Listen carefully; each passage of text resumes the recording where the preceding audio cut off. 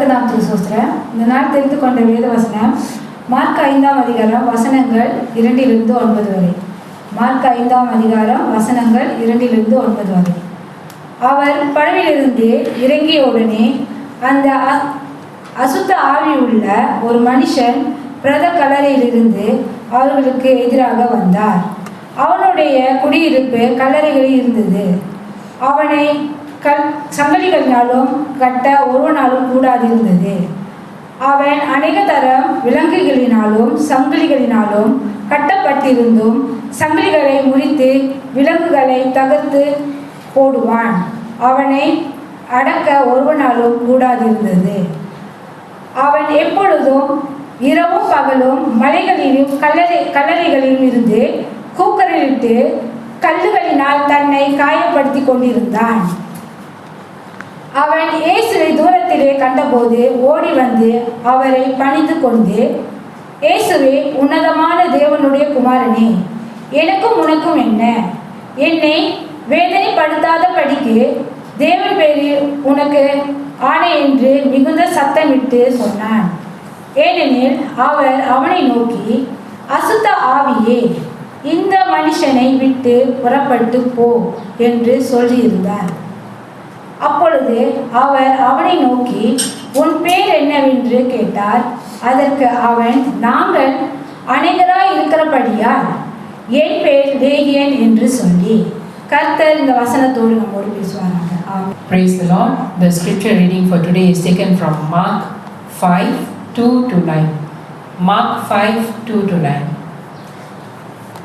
And when he had come out of the boat, immediately there met him out of the tombs a man with an unclean spirit, who had his dwelling among the tombs, and no one could bind him, not even with chains, because he had often been bound with shackles and chains, and the chains had been pulled apart by him, and the shackles broken in pieces, neither could anyone tame him. And always day and night he was in the mountains and in the tombs, crying out and cutting himself with stones.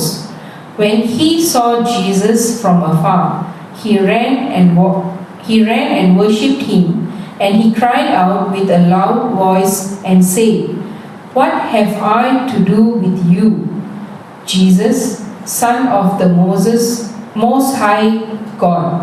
I implore you by God that you do not torment me. For he said to him, Come out of the man, unclean spirit. Then he asked him, What is your name? And he answered, saying, My name is Legion, for we are many. May the good Lord add his blessings upon this reading and meditation of his words for us today. Amen. மறுபடியுமாக ஜீவனுள்ள தேவனுடைய வார்த்தையை உங்கள் மத்தியிலே கொண்டு வரும்படி தேவன் கொடுத்த மகாபெரிய கிருபைக்காக ஸ்தோத்திரம். இந்த வார்த்தைக்காக முதல் ஜெபத்தோடு கூட நம்ம இந்த செய்திக்குள் கடந்து செல்வோம். அப்பா, ஸ்தோத்திரிக்கிறோம். மகிமின் ராஜா, அப்பா, அன்பும் தவப்பண்ணி இறையா, எல்லா மகிமைக்கும் கண்ணத்துக்கும் உரியவர் ஒருவரே ராஜா. இதோ அந்த அருமையான நேரத்திலும் கூட ராஜா எங்களோடு பேசும் என்று சொல்லி ஆவியானவரை உடைய கரங்களில் கர்த்தாவின் நேரத்தை ஒப்பு கொடுக்கிறோம். வந்திருக்கிற ஒருவர் கூட வெறுமையாய் போகாதபடி இந்த வார்த்தையை சுமந்து செல்ல கிருபை செய்யும். இந்த வார்த்தையில் உள்ள ஆசீர்வாதத்தை அப்பா பெற்றுக்கொள்ள கிருபை செய்யும். சகல துதி கன மகிமை உமக்கே செலுத்துகிறோம். இயேசுவின் மூலமே வேண்டி நிற்கிறோம் எங்கள் ஜீவனில் வாழும் நல்ல பிதாவே, ஆமேன் ஆமேன். கர்த்தர் நாமத்துக்கு ஸ்தோத்திரம். வாசித்த பகுதியிலேருந்து நம்ம செய்திக்குள் போகும்போது ஒவ்வொரு வசனமாக நம்ம கடந்து செல்வோம். ஃபர்ஸ்ட் நம்ம அந்த வசனத்தை பார்க்கும்போது நம்ம அந்த வசனம் சசி போற்றியா? ஓகே, வசனம் நீங்கள் பார்த்தீங்கன்னா இயேசு இங்கே கதிரேன் ஊருக்கு வருகிறார். அங்கே வந்தோடனே அங்கே ஒரு மனுஷன் அவங்களுக்கு முன்பாக எதிராக வரலாம். அவன் வந்து அசுத்த ஆவி உள்ள ஒரு மனுஷன். அந்த மனுஷனுடைய குடியிருப்பு எங்கன்னு பார்த்தீங்கன்னா கல்லறையாக இருக்கு. எப்போ ஒரு மனுஷனை கல்லறைக்கு கொண்டு போவாங்க? செத்து அவன் கதை முடிஞ்சோடனே தான் கொண்டு போய் கல்லறையில் வைப்பாங்க. ஆனால் இப்போ அவன் குடியிருப்பு எங்கே இருக்கு? கல்லறையில் இருக்கு. ஓகே, ஏன் அவன் கல்லறைக்குள்ள இருக்கிறான்னா அவனுக்குள் ஒரு 6000 பிசாசு இருந்தது. அவனை லேகியோன் என்று சொல்லுவாங்க. ஆக்சுவலி லேகியோன் என்பது அவனுடைய பேர் இல்லை. 6000 பிசாசு இருந்தபடினால அவனை லேகியோன்னு சொல்லுவாங்க. அந்த வாலிபனுடைய பேர் இங்க போடப்படலை. அவனுக்குள் 6000 பிசாசு இருந்தபடினால் இந்த வாலிபனுடைய கூக்குரல் கேட்டுதான் இந்த இயேசு இந்த இடத்துக்கு வருகிறார். என்ன கூக்குரல் அப்படின்னு கேட்டீங்கன்னா வசனத்தை வாசிப்போம். எப்படிப்பட்ட கூக்குரலை இயேசு கேட்டார், ஏன் அந்த கெதரோன் ஊருக்கு அவர் வந்தார்? ஓகேங்களா, வாசிப்போம். மார்க் 5 இதே சாப்டர்ல தான் இருக்கும். மார்க் 5ஆம் அதிகாரம் வசனம் 4, 5 வாசிப்போம். அவன் அணிந்ததெல்லாம் விலங்குகளினாலும் சங்கிலிகளினாலும் கட்டப்பட்டிருந்தும் சங்கிலிகளை முறித்து விலங்குகளை தகர்த்து போடுவான். அவனை அடக்க ஒருவனாலும் கூடாதிருந்தது. அவன் எப்பொழுதும் இரவும் பகலும் மலைகளிலும் கல்லறைகளிலும் இருந்து கூக்குரலிட்டு கல்லுகளினால் தன்னை காயப்படுத்திக் கொண்டிருந்தான். கர்த்தர் சுஸ்தம். அவன் கல்லுகளினால் தன்னை காயப்படுத்தி கொண்டிருந்தான். இந்த கல்லுலாம் ரொம்ப ஸ்மூத்தா இருக்காது, கரடுமுரட இருக்கும். அதை எடுத்து தன்னை காயப்படுத்தும் போது ரத்தம் வடியும், பயங்கரமான ஒரு வேதனை இருக்கும். ஸோ அப்படி கல்லுகளினால தன்னை வேதனைப்படுத்தி கொண்டிருந்த ஒரு மனுஷனா இருந்தான், ஒரு வாலிபனா இருந்தான். ஸோ இவனோட கூக்குரல் இயேசுவின் காதுல விழுந்தது. இவனை அங்கே உள்ள மனிதர்கள் சங்கிலினால கட்டி எப்படியாச்சும் வீட்டில் போட்டுடலான்னு பார்த்தாங்க, முடியல. விலங்கு போட்டு அவனை வச்சு பார்த்தாங்க, அதுவும் முடியல. என்ன பார்க்குறீங்கன்னா இங்கே மனிதர்களால் செய்ய முடிஞ்சிருந்தா ஒருவேளை மனிதர்களை வச்சு அவர் செய்ய வச்சிருப்பார். ஆனால் மனிதர்களால் அவனுக்கு ஒன்றும் செய்ய முடியாத ஒரு சூழ்நிலை. அதனால தான் இயேசு புறப்பட்டு அங்கே வருகிறார். அங்கே இயேசு புறப்பட்டு வந்த உடனே இந்த வாலிபன் பார்த்தீங்கன்னா தூரத்தில் இயேசுவை பார்த்துட்டு இயேசுக்கு முன்பாக ஓடி வருகிறான். ஓடி வந்து அவன் சொன்ன காரியம் ரொம்ப வித்தியாசமா இருந்துச்சு. அதை வாசிப்போம். அதே 5ஆம் அதிகாரத்துல 6லிருந்து 8 வரைக்கும் வாசிப்போம். அவன் இயேசுவை தூரத்திலே கண்டபோது ஓடி வந்து அவரை பணிந்து கொண்டு, இயேசுவே, உன்னதமான தேவனுடைய குமாரனே, எனக்கும் உனக்கும் என்ன? என்னை வேதனைப்படுத்தாதபடிக்கு தேவன் பேரில் உமக்கு ஆணை என்று மிகுந்த சத்தமிட்டு சொன்னான். ஏனெனில் அவர் அவனை நோக்கி, அசுத்த ஆவியே, இந்த மனுஷனை விட்டு புறப்பட்டு போ என்று சொல்லி இருந்தார். கர்த்தர் ஸ்தோத்திரம். நீங்க பாத்தீங்கன்னா தூரத்துல பார்த்தா ஓடி வந்து என்ன சொல்றான், நீங்க உன்னதமான குமாரன், எனக்கும் உமக்கும் என்ன, இன்னும் என் நேரம் வரலையே. என்ன சொல்றான்னா, நியாய தீர்ப்புனால தான் என்னை கட்டி நீங்க போடுறதுக்கு எல்லாம் வச்சுட்டீங்களே, இப்போ ஏன் வந்து என்னைய கஷ்டப்படுத்துறீங்க? ஸோ என்னை கஷ்டப்படுத்தாத போயிடுங்க அப்படின்னு சொல்றான். ஏன் இப்படி சொன்னான்னா, இது பேசுந்து அந்த வாலிபன் கிடையாது. அந்த வாலிபனுடைய வாயை உபயோகப்படுத்தி இந்த பிசாசு அங்க பேசுறான். நீங்க பாத்தீங்கன்னா அதுதான் உண்மை.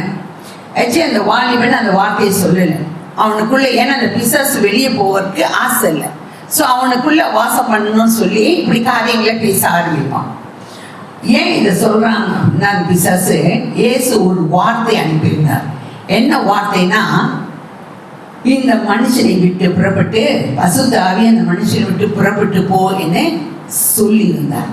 இந்த வார்த்தை புறப்பட்டு வந்த உடனே அவனுக்கு தெரியும், இயேசுவோட வார்த்தை வந்துருச்சுன்னா அதுக்கு மேல அவன் எதையுமே வாசிக்க முடியாது, அவன் போய்தான் ஆகணும்னு அவனுக்கு தெரியும். ஏன்னா தேவனுடைய வார்த்தைக்கு அவ்வளோ பவர் இருக்கு. ஸோ அவர் அந்த வார்த்தையை சொன்னபடினால அவன் இப்படியாக கூட வந்து ஃபர்ஸ்ட் அவன் ப்ளீட் பண்ணி கேட்குறான், ஒருவேளை தங்க வைப்பாருன்னு. ஆனால் அந்த வார்த்தை வந்தோடனே நிச்சயமா தங்க முடியாதுன்னு கொஞ்சம் வேற மாதிரி பேச ஆரம்பிக்கிறான். அவன் என்ன பேசுறான் அப்படின்னு பார்த்தீங்கன்னா, வசனத்தை கொஞ்சம் வாசிப்போம். அதே 5ஆம் அதிகாரத்துல வசனம் 12லேருந்து 13 வாசிப்போம். இப்ப பிசாசு என்ன பேசுறான்? அந்த பிசாசுகள் எல்லாம் அவரை நோக்கி, பன்றிகளுக்குள்ளே போகும்படி அவைகளுக்குள்ளே எங்களை அனுப்புவோம் என்று அவரை வேண்டி கேட்டன.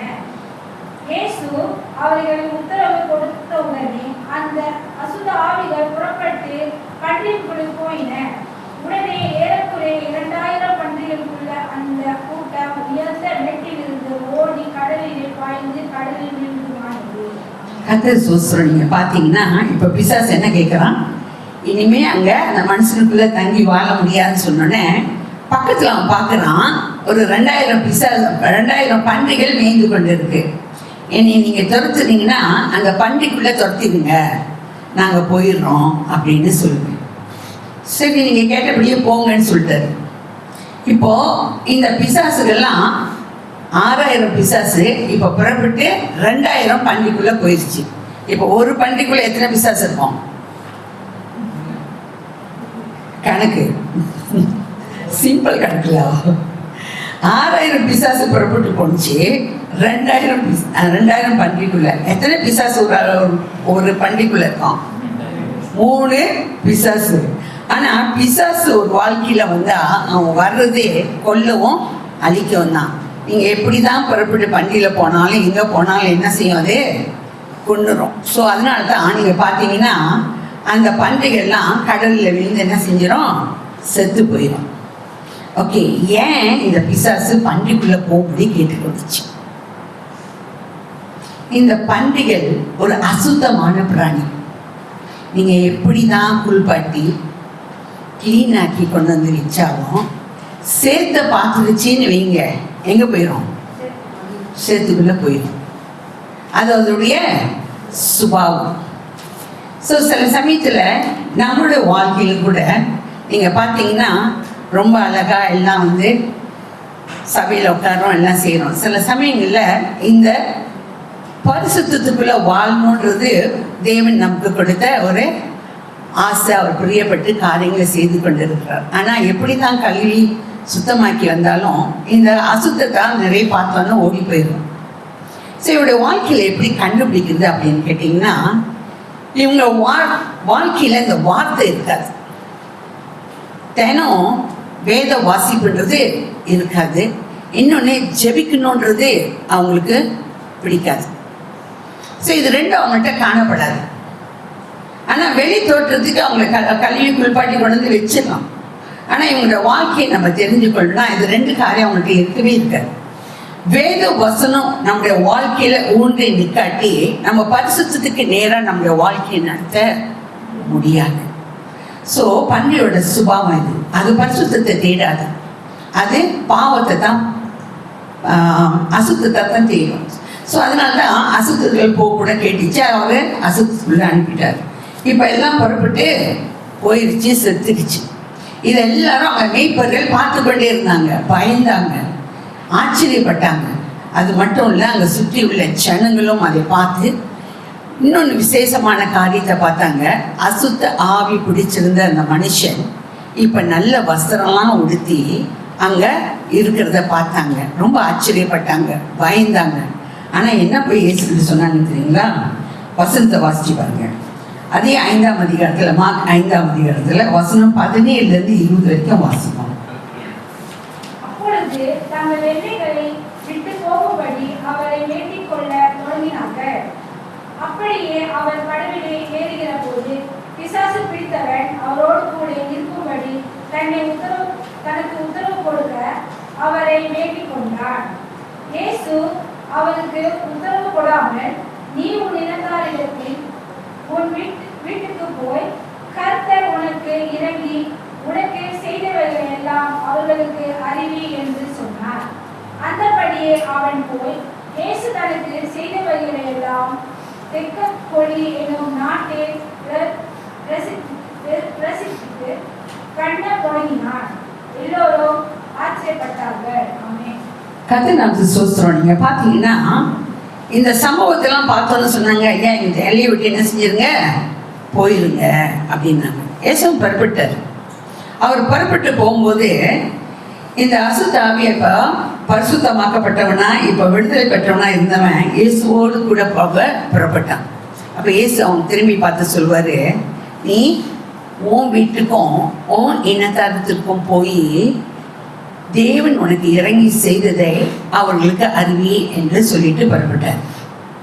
அங்க இயேசு புறப்பட்டாலும் அவருக்காக ஒரு சாட்சியை தேவன் அங்கு வைத்து செல்கிறார். ஏன் இந்த சாட்சி நான் சொல்றேன்னா, இயேசு ஒருவேளை நமக்கு சுவிசேஷம் நம்முடைய வாழ்க்கையில புறப்பட்டு வந்து நம்முடைய வாழ்க்கை மாற்றப்பட்டு நம்ம இயேசு கிறிஸ்துவை ஏற்று வாழும் போது நமக்கு நம்மோடு கூட நம்முடைய வாழ்க்கையில நம் படகுல இயேசு வருவார். ஸோ இயேசு நம்முடைய படகுல இருந்தா இந்த மனிதனுக்கு சொன்னது தான் இயேசு நம்மகிட்டே சொல்லுவார். புறப்பட்டு போய் என்ன செய்ய சொல்வாரு, உன் இனத்தார் இடத்துக்கும் உன்னுடைய வீட்டார் இடத்துல போய் தேவன் நமக்கு செய்ததை நம்ம சொல்லணும். இந்த மனுஷன் அப்படியே செய்தான். ஒரு சாட்சியை விட்டு சென்றாரு. அந்த சாட்சியின் படியே இவன் புறப்பட்டு போய் எல்லா இடத்திலும் சொன்னான். அது மட்டும் இல்ல, தெக்கோபோலி நாட்டு முழுவதுமாய் அவன் தேவனுக்காக அந்த ஜனங்களை ஆதாயப்படுத்தி கொண்டான். அவனுடைய ஒரே சாட்சி தான். இயேசு அந்த ஒரே சாட்சிக்காக தான் அங்க புறப்பட்டு வந்தார். அவனுடைய கூக்குரலை கேட்டார். அவர் புறப்பட்டு அந்த இடத்துக்கு வந்தார். அந்த ஒரு மனிதனை குணமாக்கினார். 6000 பிசாசுல இருந்து அவனை விடுதலையாக்கினார். அவனுடைய இனத்தார் இடத்துக்கும் அவனுடைய வீட்டார் இடத்துக்கும் போக சொன்னார். அந்த மனுஷன் குணமான பின்பு அவன் சென்று வீட்டாரோட மட்டும் இல்ல, அவன் இனத்துக்கு மட்டும் இல்ல, அந்த தெக்கோபோலியா நாடு முழுவதும் இயேசு யாருன்னு பிரசித்தப்படுத்த தொடங்கினான். நிச்சயமா பல சபைகள் நம்ம மத்தியில புறப்பட்டு இருக்கோம். அவங்க ஸ்தாபிப்பதற்கான நான் விசுவாசிக்கிறேன். ஏன்னா அந்த ஒரு நாடே அந்த மக்களே ரட்சிக்கப்பட்டிருந்தா எத்தனை சபை இருக்கும் எனக்கு தெரியாது. ஆனா நிச்சயமா கர்த்தர் ஒரு மனிதனை கொண்டு, ரட்சிக்கப்பட்ட அந்த மனிதனை கொண்டு பல சபைகள் அங்க ஸ்தாபித்திருப்பார். அவர் புறப்பட்டு வந்தார். அந்த மனிதனுடைய கூக்குரல் கேட்டு அவர் வந்தாரு. அங்க ஒரு விடுதலை கொடுத்தாரு. அவனை வச்சு அவர் செய்ய வேண்டிய வேலையை அவனை வச்சு அங்க செஞ்சுட்டு போயிட்டார். நம்முடைய வாழ்க்கையில தேவன் எதிர்பார்க்கிற காரியம் இதுதான். நம்முடைய வாழ்க்கையின் படகுல இயேசு ஏறிட்டார்னா, நம்முடைய வாழ்க்கையில இயேசு நம்மோடு கூட நடக்கும்போது நம்ம செய்ய வேண்டிய ஒரு காரியம், இயேசு யாரு, நம்முடைய வாழ்க்கையில எப்படி விடுதலை கிடைச்சிச்சு, நம்ம எங்க இருந்தோம், எப்படி இருந்தோம், எப்படி உளையான சேற்றிலிருந்து தேவன் நம்மளை தூக்கி எடுத்தாரு, எப்படிப்பட்ட ஆசீர்வாதத்துக்குள் நம்மளை நடத்தினார்னு போய் சொல்றதுக்கு தான் நம்மளை விட்டு வச்சிருக்காரு. ஆனா அநேக நேரத்தில் நம்ம செய்யறோமா ஒரு கேள்விக்குறி. இன்னொரு கேள்வி நீங்க கேட்பீங்க, ஒரு மனுஷனுக்காக தேவன் புறப்பட்டு வருவாரா?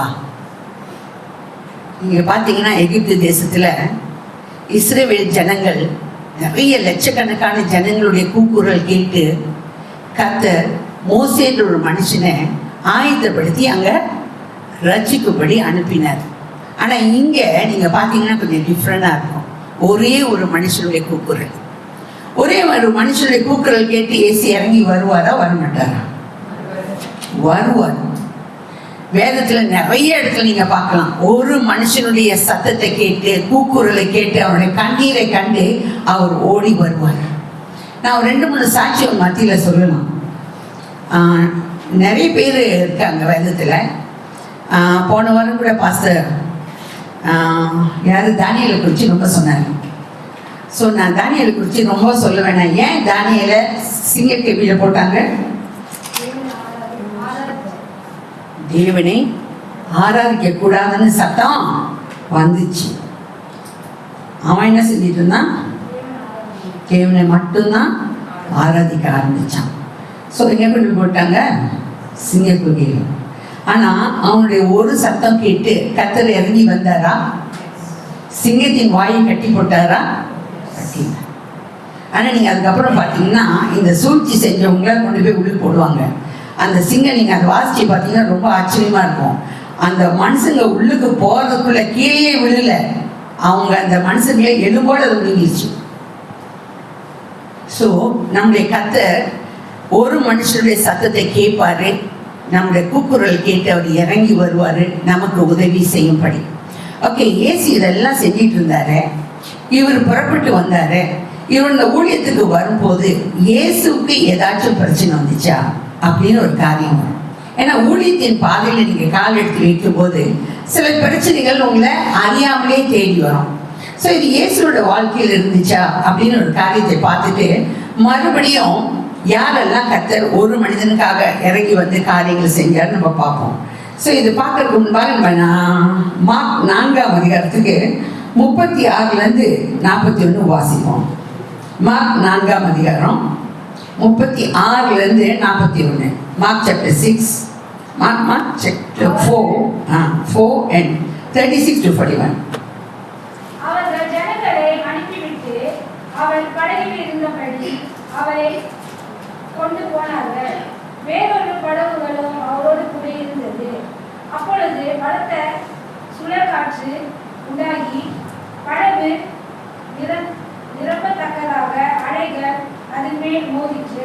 கொஞ்சம் வெயிட் பண்ணுங்கம்மா. நீங்க பாத்தீங்கன்னா இப்போ அந்த மனுஷனுடைய கூக்குரல் கேட்டு இயேசு அவனை விடுதலையாக்கும்படி அங்கிருந்து புறப்பட்டார். ஒரு படகுல ஏறினாரு. அங்க அநேக படகுகளும் இருந்துச்சு. ஆனா அவர் ஒரு படகுல ஏறும்போது அந்த படகுல மட்டும்தான் புயல் காற்றும் பெருங்காற்றும் வரும், கொந்தளிப்பும் வரும். மற்ற படகுகள்லாம் எதுவுமே இருக்காது. வாசிமா. கப்பலின் பின்னணியில் அவர் தலையணையை வைத்து நித்திரையாய் இருந்தார். அவர்கள் அவரை எழுப்பி, போதகரே, நாங்கள் மடித்து போகிறது, உனக்கு கவலை இல்லையா என்றார்கள். அவர் எழுந்து காற்றை அதட்டி, கடலை பார்த்து, இறையாதே, அமைதலாய் இரு என்றார். அப்பொழுது காற்று நின்று போய் மிகுந்த அமைதல் உண்டாயிற்று.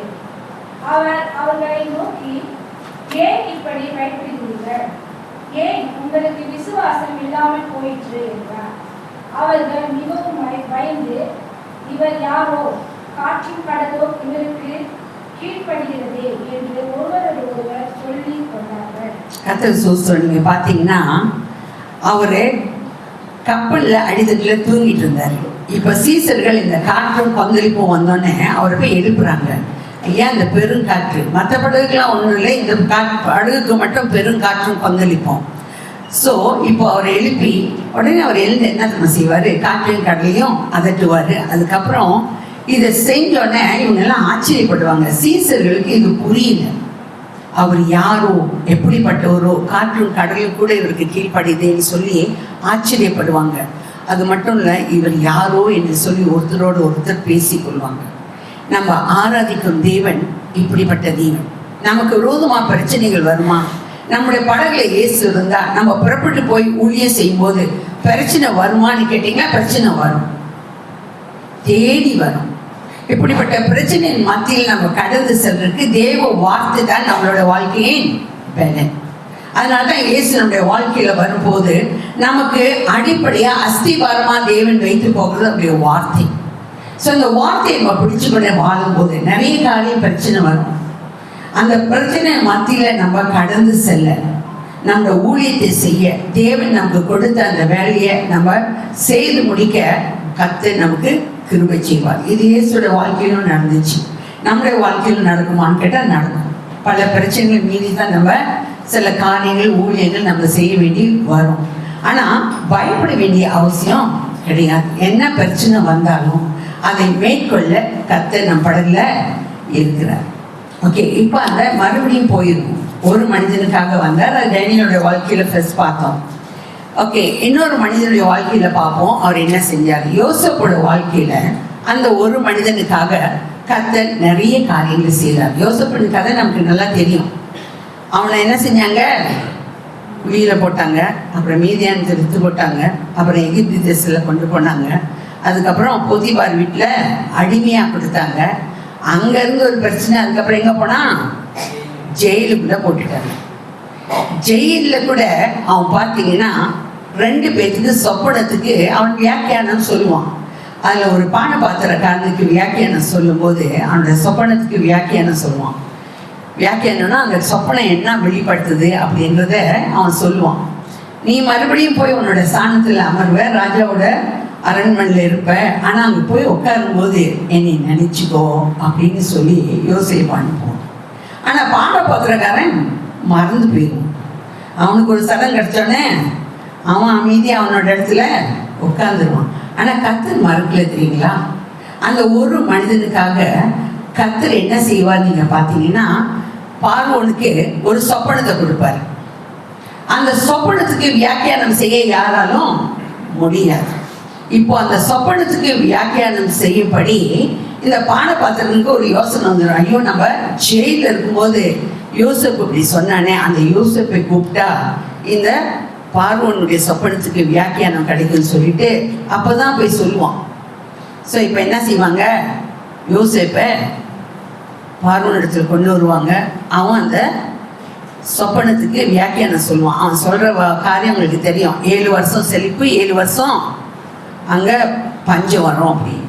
ஸோ இந்த காரியங்களை அங்கே சொல்லும்போது கர்த்தர் பார்வோன் மூலம் அங்கே காரியங்கள் என்ன செய்வார்னா அந்த யோசேப்பை உயர்த்தி வச்சு ஆசீர்வதிப்பார். பல சமயங்களில் நம்ம கூக்குரலிட்டு கண்ணீரோடு சில சமயங்களில் நம்ம அமைதியாக இருக்க வேண்டிய ஒரு சூழ்நிலைகள் கூட வரலாம். ஆனால் கர்த்தர் இந்த கூக்குரலை கேட்டு நம்ம நினைக்கிறதுக்கும் செபிப்பதற்கும் மேலான ஒரு உயர்ந்த ஸ்தானத்தில் கர்த்தர் உங்களை கொண்டு போய் நிறுத்துவார். நீங்கள் நினச்சா அவன் நினச்சே பார்த்துருக்க மாட்டான். பார்வோனுக்கு அடுத்த ஸ்தானத்தில் போய் அவன் அமருவான்னு அவன் வாழ்க்கையில் நினச்சே பார்த்துருக்க மாட்டான். ஆனால் அப்படிப்பட்ட ஒரு ஸ்தானத்தில் கொண்டு போய் கர்த்தர் யோசேப்பை உட்கார வைப்பார். இது மனிதனால் செய்ய முடியுமா அப்படின்னு கேட்டிங்கன்னா நிச்சயமாக முடியாது. இது தேவனால் மட்டுமே செய்ய முடிஞ்ச ஒரு காரியம். இன்னொரு மனிதனை பார்த்துக்கிட்டு நம்ம செய்தியை முடிச்சது. மொர்தெகாய். எத்தனை பேருக்கு மொர்தெகாய் தெரியும்? எத்தனை பேருக்கு மொர்தெகாய் தெரியாது? ஆமாம், மொர்தெகாய் எஸ்தர் புத்தகத்தை நீங்கள் வாசிச்சிருக்கலாம். மொர்தெகாய் என்பவன் ஒரு சாதாரண ஒரு காவல்காரன். அகஸ்வேரு ராஜாவின் அரண்மனையில் முற்றத்தில் அவன் காவல் காக்கிற ஒரு மனுஷன்.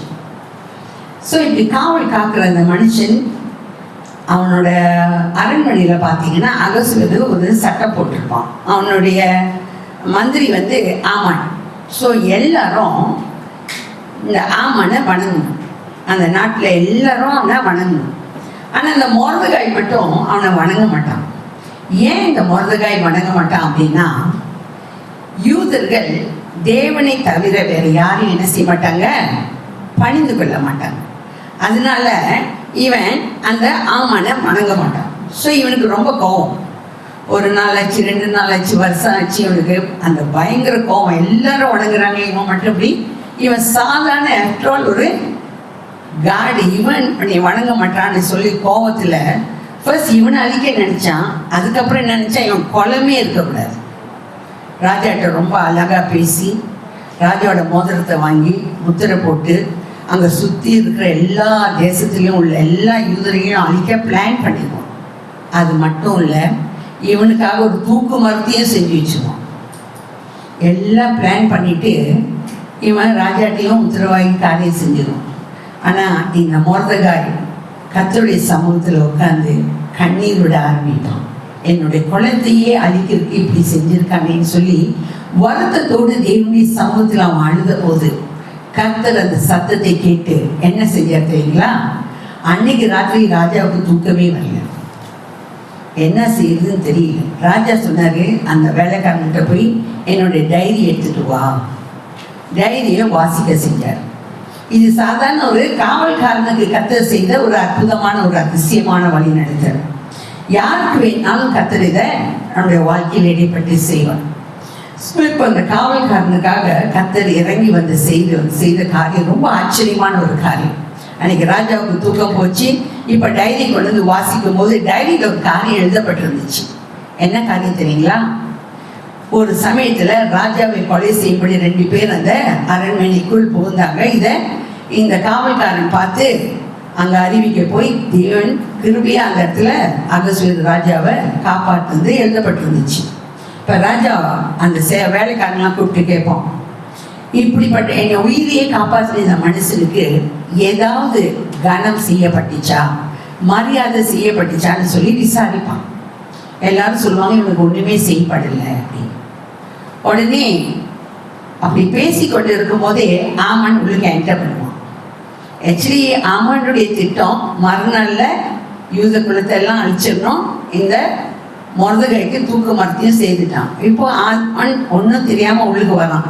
இப்போ இந்த ராஜா என்ன கேட்குறாரு, ராஜா கனம் பண்ண வேண்டிய ஒரு மனுஷனுக்கு இதெல்லாம் வசனம் தெரியுங்களா? ஆனால் வசனம் வாசிக்காதனால உங்கள்கிட்ட நான் பேசிகிட்டு இருக்கேன், கதையை சொல்லிட்டு இருக்கேன். நீங்கள் எஸ்தர் புத்தகத்தில் போய் பார்த்தீங்கன்னா ரொம்ப இன்ட்ரெஸ்டிங்காக இருக்கும். இந்த கதை அப்படியே நீங்கள் வாசிச்சுட்டு தெரிஞ்சுக்கலாம்.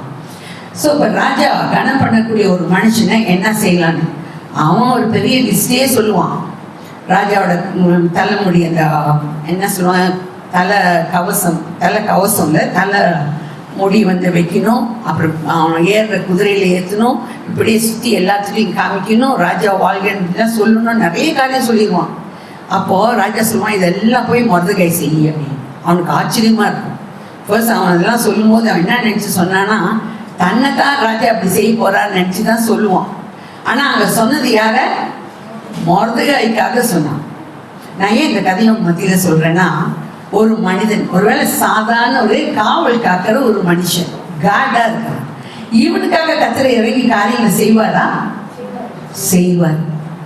இந்த நாள்ல கூட கர்த்தர் உங்களோடு கூட பேசுற ஒரு காரியம் என்ன தெரியுங்களா? நம்ம கண்ணீர் விடும் போதும், கூக்குரல் இடும் போதும் நம்ம கர்த்தராகிய இயேசு கிறிஸ்து ஓடி வருவார். நம் படகுல இயேசு இருந்தார்னா, நம்முடைய வாழ்க்கையின் படகுல அவர் இருக்கிறபடினால நம்முடைய எல்லா சூழ்நிலையின் மத்தியிலும் அவர் வருவார். அவர் நம்மளை விடுதலையாக்க, நம்மளை காப்பாற்ற, நம்முடைய பிரச்சனையிலிருந்து நம்மளை மீட்டெடுக்க அவரே நிச்சயமாக வருவார். ஸோ சில சமயங்களில் நம்ம போகிற பிரச்சனைகள் நம்ம மேற்கொள்ள முடியாத கூட சூழ்நிலை கூட வரலாம். ஆனாலும் கூட ஒரே ஒரு காரியத்தை நமக்கு தெரியணும், நாம் ஆராதிக்கிற தேவன் சாதாரணமான ஒரு தேவன் கிடையாது. காற்றையும் கடலையும் கூட அதட்டி நிப்பாட்டக்கூடிய வல்லமுள்ள தேவன். நம்ம அப்படிப்பட்ட தேவனை தான் ஆராதிக்கிறோம்.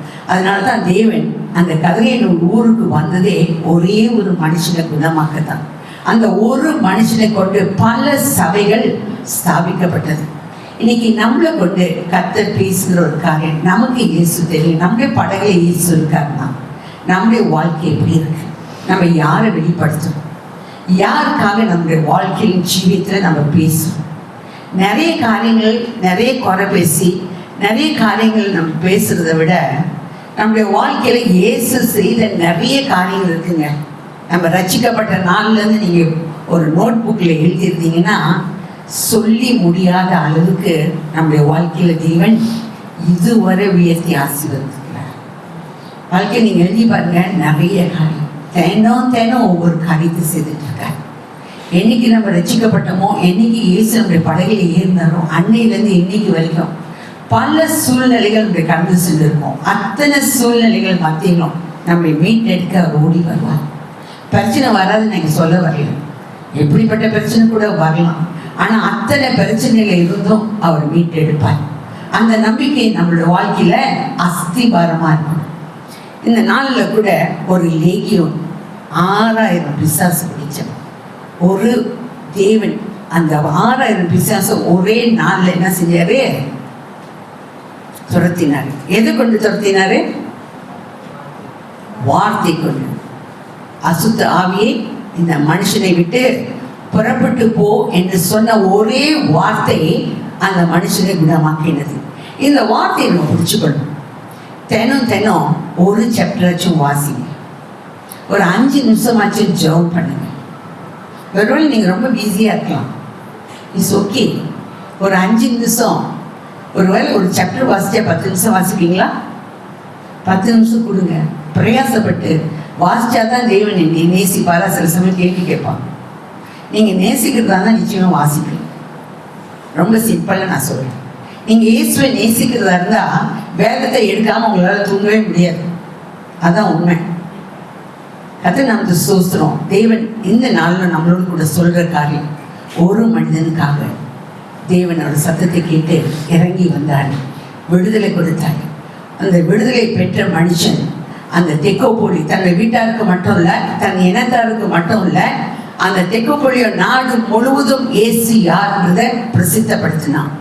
நம்ம என்ன செய்யணும்? கேள்விக்குறியோடு எனக்கு முடிச்சிடறேன். ஆனால் அந்த செய்தி இது எண்ட் இல்லை, இது பகுதி செய்தி தான். அடுத்த செய்தியில் அடுத்த செய்தி இதோட கண்டினியூஷன்.